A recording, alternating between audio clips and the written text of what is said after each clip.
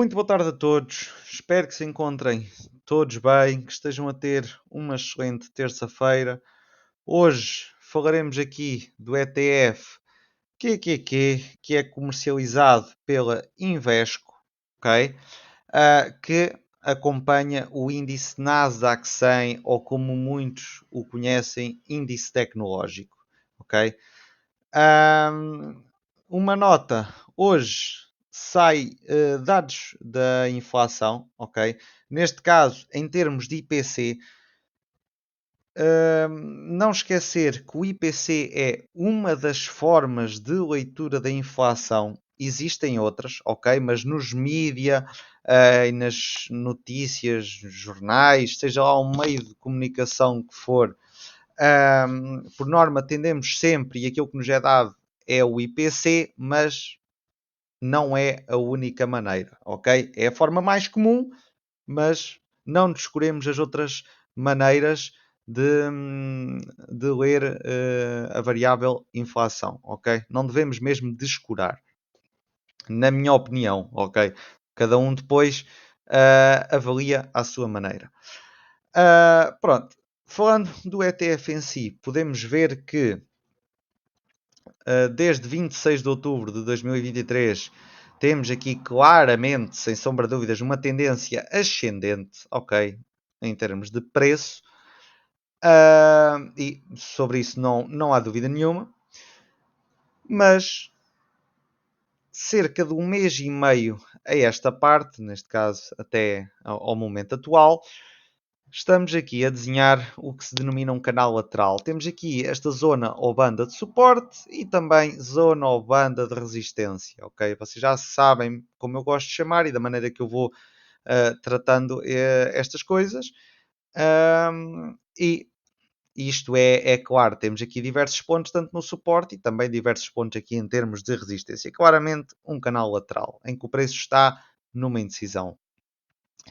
Mas dentro desta indecisão fomos desenhando aqui pequenos padrões de velas, aqui quase sempre nestas zonas de suporte e resistência, ok? Por exemplo, aqui não chegámos praticamente a tocar, mas quase, mas pronto, se quisermos ver isto ao pormenor, claro que há se calhar aqui uma situação ou outra que efetivamente não toca, mas quase, ok?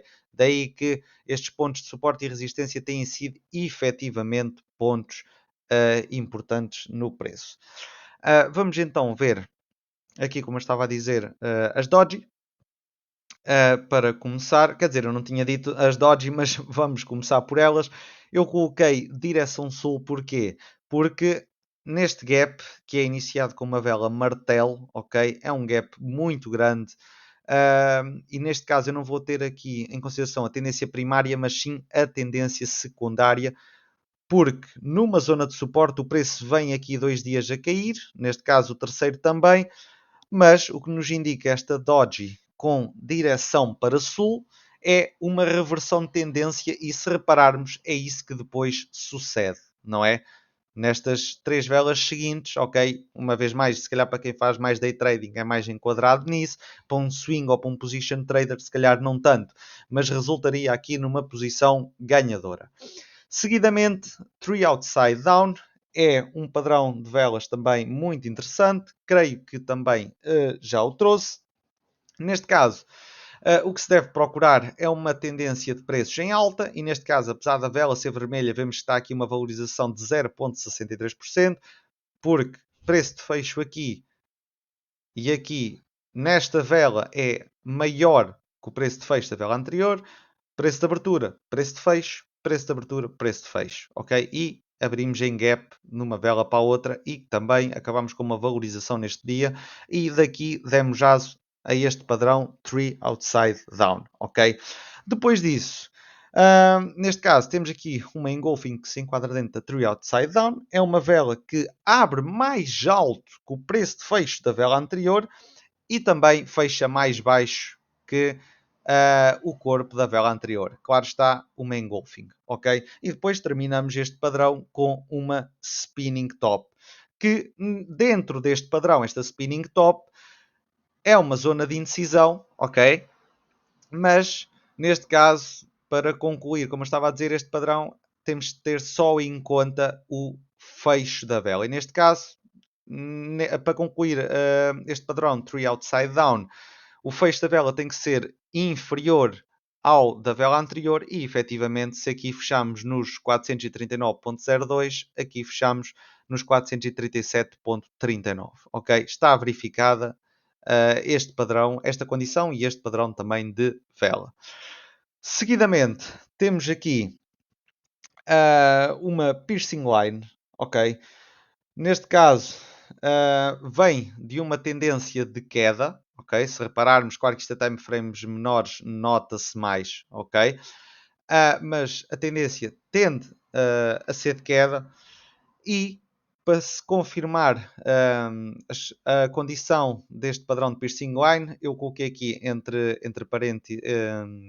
parênteses preço de abertura e preço médio. Lá está, isto são só aqui algumas diretrizes também para vos enquadrar. E neste caso, o preço tende a abrir abaixo, ok? Abaixo deste mínimo. Ora, se o mínimo ficou aqui nos 437.24, neste caso a vela abriu nos 435.45. Neste caso, claramente abaixo, ok? E depois temos que fechar no ponto médio, daí eu ter aqui ponto médio, ou no preço de abertura. Ou, por outra, vou reformular entre o ponto médio e o preço de abertura, ok? E neste caso, se repararmos, porque se fosse no preço de abertura, esta condição não se via, ok?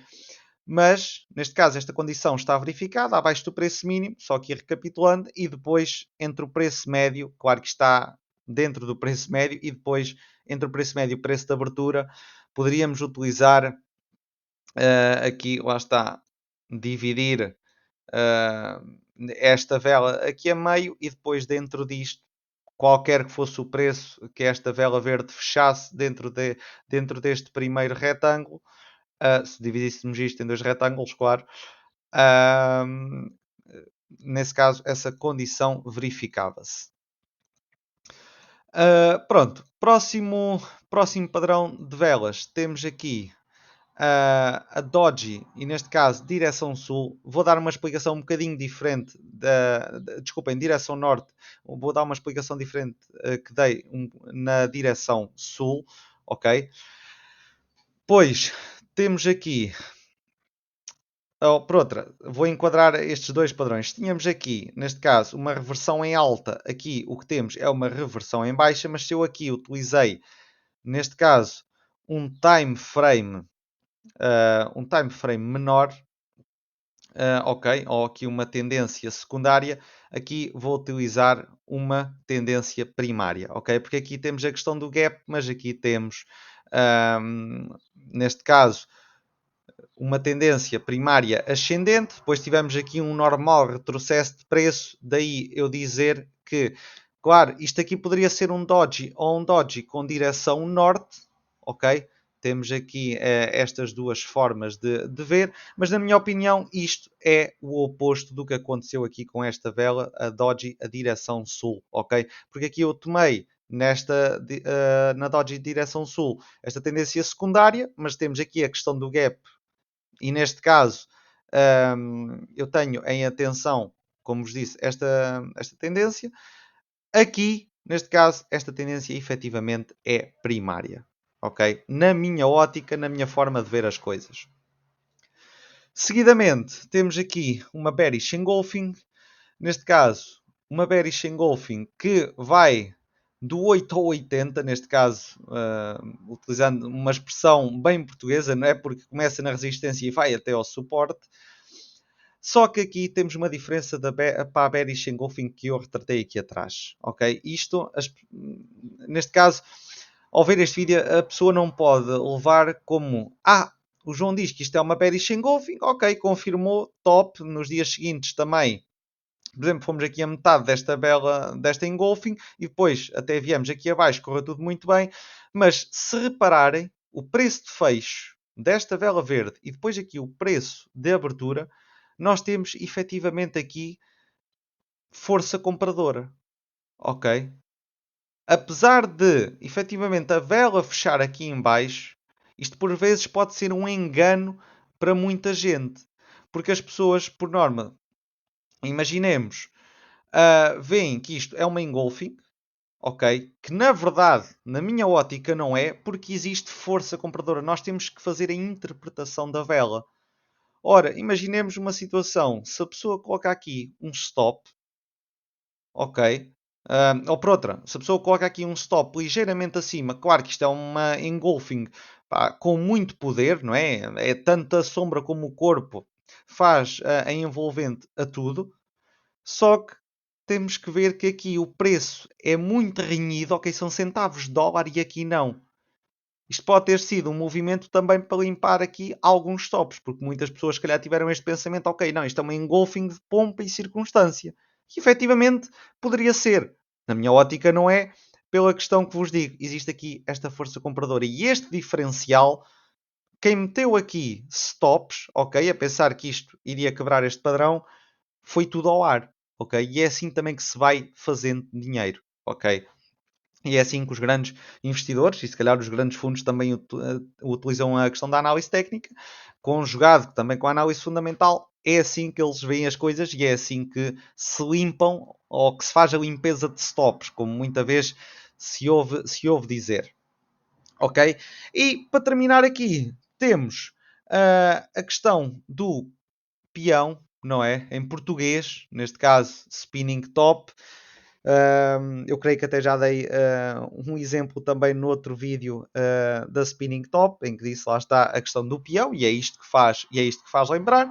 Isto, nada mais, nada menos, é uma vela de indecisão, ok? Estamos aqui na terra de ninguém, sem sombra de dúvidas. Daí eu dizer no início que quase todas as velas coincidiam com estas zonas de suporte e resistência. Se não estou em erro, salvo erro e omissão, se creio que disse essa parte.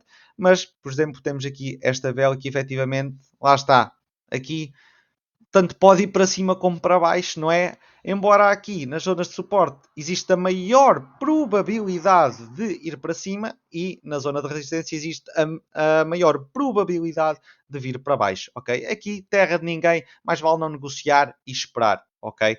Pronto, entretanto, já saíram os dados da inflação também. Eu irei ver também o que é que saiu, porque ainda não vi.